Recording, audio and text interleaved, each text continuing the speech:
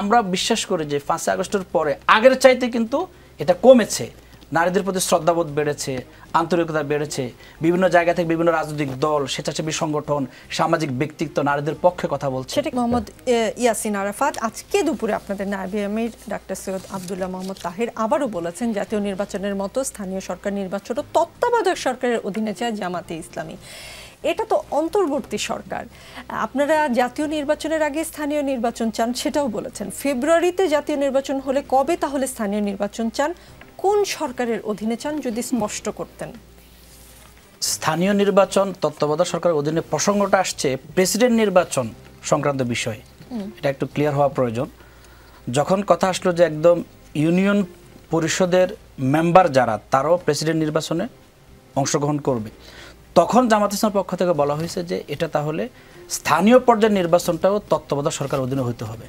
কারণ আমরা দেখি আমাদের সমাজে যারা সরকার গঠন করে তারা উপজেলা চেয়ারম্যান, পৌরসভা চেয়ারম্যান থেকে শুরু করে ইউনিয়ন চেয়ারম্যান একটা সিস্টেমের মধ্যে তাদের দলের বেশি নির্বাচিত হয়ে যায়। মানে নিজের প্রশাসন যন্ত্র তারা ব্যবহার করে, পেশিশক্তি ব্যবহার করে, যেহেতু তাদের কাছে র্যাব, পুলিশ, বিজিবি সব তাদের কাছে থাকে। সেজন্য একদম রুট লেভেল পর্যন্ত যারা নির্বাচিত হবেন দেখা যাবে তারা বেশিরভাগই ওই দলের নির্বাচিত হওয়ার চেষ্টা করেন। তো তাদেরকে দিয়ে এবার প্রেসিডেন্ট নির্বাচন যদি করা হয় তাহলে সেটা কোনোভাবে নিরপেক্ষ হওয়ার সম্ভাবনা কম। সেই জায়গায় যদি ইউনিয়ন মেম্বার পর্যন্ত তাদের ভোট নিয়ে যদি প্রেসিডেন্ট নির্বাচন হয় তাহলে সেটা যেন তত্ত্বাবধায়ক সরকারের অধীনে ওই নির্বাচনটা হয়, এটা জামাত ইসলামী বলেছে। আর নির্বাচনের ব্যাপারে জামাত ইসলামী ফেব্রুয়ারি, এপ্রিল, ডিসেম্বর থেকে জুন এ বিষয়ে বিভিন্ন সময় জামাত ইসলামী তার বক্তব্য স্পষ্ট করেছে, ক্লিয়ার করেছে। ফেব্রুয়ারি বলেন কিংবা এপ্রিল বলেন, যদি লেভেল প্লেয়িং ফিল্ড নিশ্চিত না হয়, যদি সংস্কারের বিষয়টা যদি সমাধান না হয়, ফেসিবাদী যারা হাজারো মানুষকে খুন করেছে, আয়নাগর সৃষ্টি করেছে, গুম খুন করেছে, তাদের যদি বিচার না হয়, নির্বাচন কমিশনে যদি সংস্কার না হয়, তাহলে তো ফেব্রুয়ারি বলেন আর এপ্রিল বলেন নির্বাচন তো কোনোভাবে সুষ্ঠু হবে না।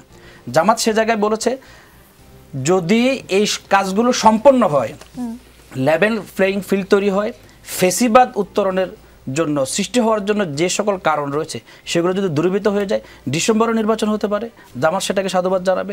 ফেব্রুয়ারিতে নির্বাচন হতে পারে, সেটাকে জামাত সাধুবাদ জানাবে।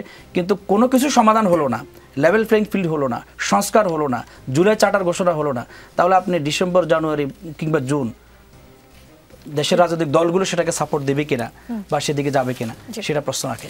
জি, বাংলাদেশ পরিসংখ্যান ব্যুরো জরিপ অনুসারে রাজনৈতিক প্রভাব বিষয়ের ক্ষেত্রে মাত্র 27.24 নাগরিক মনে করেন তারা দেশের রাজনৈতিক ব্যবস্থায় সরকারের কর্মকাণ্ড সম্পর্কে মতামত প্রকাশ করতে পারেন। গত এক বছরে দেশের 19.31% জনগণ কোনো না কোনো ধরনের বৈষম্য বা হয়রানির শিকার হয়েছেন, এমনটি জরিপে উঠে এসেছে। পুরুষদের তুলনায় নারীরা বেশি বৈষম্য বা হয়রানির শিকার হন। 5 আগস্টের পর তো আওয়ামী লীগ রেজিম নেই, আওয়ামী লীগের নেতাকর্মীরাও স্বরূপে নেই, তারপরও মানুষ বৈষম্যের শিকার হচ্ছে কেন? কারা বৈষম্য করছে? বৈষম্যের ক্ষেত্রে নারীরা কেন বেশি ভুক্তভোগী হচ্ছে, কি মনে করেন? 5 আগস্টের পরে দেখেন ফেসিবাদ যারা লালন করেছিল, ফেসিবাদের হোতা যারা ছিল, মূল কর্ণধার যারা ছিল, তারা বিতাড়িত হয়েছে। কিন্তু বাংলাদেশের শাসনযন্ত্র থেকে ফেসিবাদ বিদায় হয়নি। আপনার আওয়ামী লীগের যারা নিয়োগকৃত ছিল, একটা অফিসে ধরেন 100 জন লোক নিয়োগকৃত আছেন, তারা তো ওই সময় বিএনপি তারা সেখান থেকে বিদায় করে দিয়েছে। জামাত ইসলাম তো দূরের কথা, সরকারের পতনের পরে, শেখ হাসিনা পতনের পরে তার মন্ত্রী পরিষদ পালিয়ে গেছে, কিছু ব্যক্তি পালিয়ে গেছে, কিন্তু বেশিরভাগ লোকে তারা রয়ে গেছে এখনো। সুতরাং এখানে বৈষম্য কেন হবে না? আপনি এই জায়গাগুলো তো সংস্কার না হলে, এখানে যদি আপনি যারা স্বাধীনতার পক্ষে, বৈষম্যের বিপক্ষে যারা, তাদেরকে যদি আপনি নিয়োগ দিতে না পারেন, প্রশাসন যন্ত্রকে ঢেলে সাজাতে না পারেন, ততক্ষণ পর্যন্ত এখান থেকে বৈষম্য কখনো দূরীভূত হবে না। আমাদের রাজনৈতিক দলগুলোর সংস্কার প্রয়োজন আছে। আপনি দেখেন 5 আগস্টের পরে দেশের জনগণ কি চেয়েছিল? দেশের জনগণ চেয়েছিল চাঁদাবাজি আর হবে না, দখলবাজি আর হবে না, টেন্ডারবাজি আর হবে না, জুলুমতন্ত্র হবে না। কিন্তু এখনও তো এগুলা আমরা পত্রিকার খবর পাই, এখন এগুলা ঘটছে। তার মানে ফেসিবাদী শাসন যারা প্রতিষ্ঠা করেছিল তারা বিদায় নিয়েছে, কিন্তু আমার রাষ্ট্রযন্ত্র থেকে বা বিভিন্ন রাজনৈতিক পর্যায় থেকে এখনো সেগুলো বিদায় হয়নি। এই জায়গাগুলোর তো সংস্কার অনেক বেশি প্রয়োজন। আমার বিশ্বাস যে যদি রাষ্ট্রের নিয়ম কাঠামো শৃঙ্খলা যদি সংস্কারের মাধ্যমে পুনর্গঠিত হয়, আমার বিশ্বাস আমাদের দলের বিশ্বাস যে এখানে ফেসিবাদতন্ত্র বিদায় হবে। মহিলাদের ক্ষেত্রে যে কথা বলছেন, তো আমাদের জাতিগোষ্ঠীর মধ্যে মহিলাদের প্রতি একটা ন্যারেটিভ আছে, নারীদের কথা বলছি, হ্যাঁ নারীদের কথা বলছি। তো সেই জায়গা থেকে আমরা বিশ্বাস করি যে 5 আগস্টের পরে আগের চাইতে কিন্তু এটা কমেছে, নারীদের প্রতি শ্রদ্ধাবোধ বেড়েছে, আন্তরিকতা বেড়েছে। বিভিন্ন জায়গা থেকে বিভিন্ন রাজনৈতিক দল, স্বেচ্ছাসেবী সংগঠন, সামাজিক ব্যক্তিত্ব নারীদের পক্ষে কথা বলছে। সেটা কি জামাতে ইসলামের কোনো নিজস্ব জরিপের কথা বলছেন? কারণ বিবিএস এর জরিপ তো সেরকম বলছে না। না, জামাত ইসলামের জরিপ কেন, আপনি বিভিন্ন সময় সংবাদও তা বলছে না।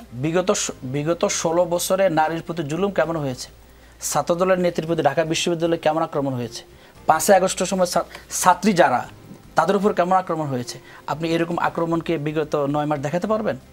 এই জায়গায় অনেক উন্নতি হয়েছে, ঘাটতি আছে, এখনো দৃষ্টিভঙ্গি অনেক জায়গায় পরিবর্তন হয়নি।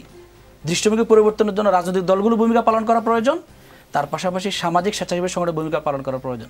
আর আমরা পুরুষদের ক্ষেত্রে ইসলামের যে নীতি, নারীর প্রতি যে সম্মান, মা এবং বোনের দৃষ্টিকোণ থেকে সেই নীতি তো আমরা এখনো ফলো করি না। অর্থাৎ আমরা বিশ্বের 3য় বৃহত্তম মুসলিম দেশ, আমরা 90% মুসলমান দেশে বসবাস করি। এই সিস্টেমগুলো যদি আস্তে আস্তে শক্তিশালী হয়, আমার বিশ্বাস নারীরা তারা আত্মমর্যাদা নিয়ে, তাদের সম্ভ্রম নিয়ে স্বাধীনভাবে এখানে বসবাস করতে পারে। ইয়াসিন আরাফাত, এই পয়েন্টে হয়তো যুক্তিতর্ক করার অনেক পয়েন্ট আছে, মানে অনেক কিছুই আছে। আসলে নারীর নিরাপত্তার সাথে ধর্ম এবং সামাজিক ব্যবস্থার কতখানি সংযোগ, সেটা নিয়ে তর্ক করার জায়গা আছে, কিন্তু আজকের এই প্ল্যাটফর্মের আলোচনার বিষয় সেটা না, কাজেই আমি স্কিপ করলাম।